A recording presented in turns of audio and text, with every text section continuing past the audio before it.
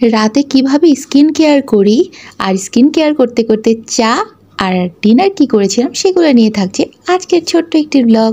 Hello everyone, সবাই কেমন আছেন? আশা করি সবাই ভালো আছেন, আমিও ভালো আছি। আজকে বাইরে থেকে আসার পর স্কিনটা অনেক বেশি সোয়েটি হয়ে গিয়েছিল, সেই জন্য ভাবলাম ছোট্ট একটা স্কিন কেয়ার করে ফেলি। আর স্কিন কেয়ার করার জন্য সবার প্রথমে আমার ফেস ওয়াশটা নিয়েছি, যেটা আমার খুবই পছন্দের একটা ফেস ওয়াশটার নাম হচ্ছে ট্রিটি ফেস ওয়াশ। এটা একসময় প্রচণ্ড জনপ্রিয় একটা ফেস ওয়াশ ছিল, বাট এখন খুব একটা পাওয়া যায় না। বাট আমি খুবই খুঁজতেছি, এই ফেস ওয়াশটা না দিলে আমার মুখে পিম্পলস হতে থাকে।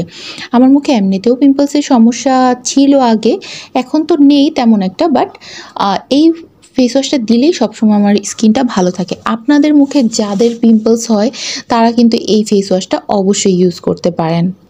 আমি এই ফেস ওয়াশটা সুন্দর করে ফেসটাকে ওয়াশ করে নিচ্ছি। অনেকক্ষণ ধরে ফেসটাকে মাসাজ করলে স্কিনের অয়েলগুলো এবং ময়লাগুলো সব বের হয়ে যায়। আর আমি যেহেতু হালকা ফেস পাউডার দিয়েছিলাম, সেগুলো উঠে গিয়েছে। তো সব মিলিয়ে অনেক ভালো ক্লিন করে এই ফেস ওয়াশটা ক্লিন করার পর দেখুন আমার মুখটা কি পরিমাণ অয়েল ফ্রি এবং ক্লিন লাগছে, রাইট? তারপর আমি যে ফেস প্যাকটা আজকে ইউজ করব সেটা খুবই জনপ্রিয়, খুবই ফেমাস। ফেসবুকে তো অল ওভার সব পেজে মনে হয় এই এই ফেস প্যাকটা আপনি দেখতে পাবেন। ফেস প্যাকটার নাম হচ্ছে থানাকা ফেস প্যাক। এই থানাকাটা কক্সবাজারে আগে অনেক পাওয়া যেত, তখন তো আর আমরা ইউজ করতাম না। এখন যখন ফেসবুকে খুব ফেমাস হয়েছে, তো তখন আমি একবার ফার্স্টে কিনে ট্রাই করলাম, এত বেশি ভালো লেগে গেছে। এটা তো আমি এখন যখন ইচ্ছা তখনই এই ফেস প্যাকটা ইউজ করি। আর ফেস প্যাকটার স্মেলটা এত সুন্দর, এত বেশি মজার স্মেলটা, খুবই সুন্দর স্মেলটা। ফেস প্যাকটা আমি সুন্দর করে লাগিয়ে ফেলবো। আর ফেস প্যাকটার সাথে একটু পানি মিলিয়ে আমি এইভাবে একটু অল্প করে একটা আলাদা প্লেটে নিয়ে তারপরে আমি সাধারণত লাগিয়ে থাকি। আপনারা কিভাবে লাগান আমাকে একটু জানাবেন। আবার অনেকে এইটার উপরেই পানি মিলিয়ে হাত দিয়ে ফেলে, কিন্তু আমি কেন ওইভাবে ইউজ করি না, এতে করে এটা নষ্ট হয়ে যাওয়ার চান্সেস অনেক বেশি থাকে। তারপর ফেস প্যাক লাগাতে লাগাতে আমি চা বানাতে চলে গেলাম। আর চা একটু না খেলে তো আমার হয়ই না। তো আমি এই জন্য ফেস প্যাকটা যখন লাগিয়ে রাখবো তখন চাটা কতক্ষণ এনজয় করব। আর চা খেতে খেতে আমার ফেস প্যাকটা যখন শুকিয়ে যাবে তখন আমি আমার ফেস প্যাকটাকে ওয়াশ করে ফেলবো।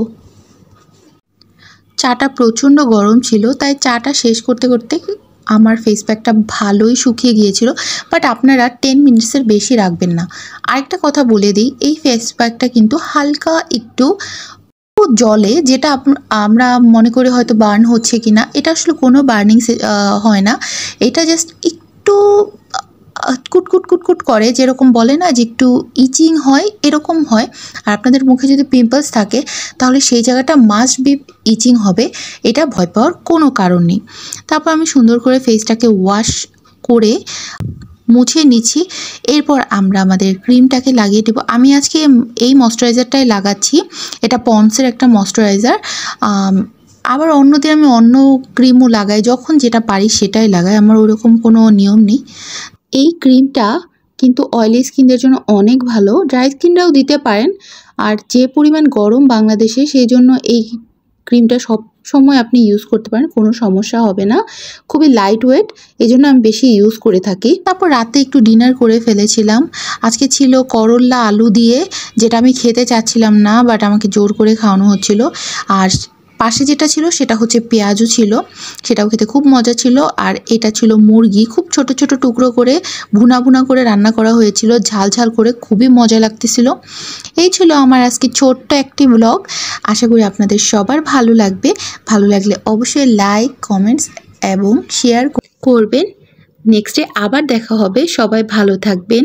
টাটা।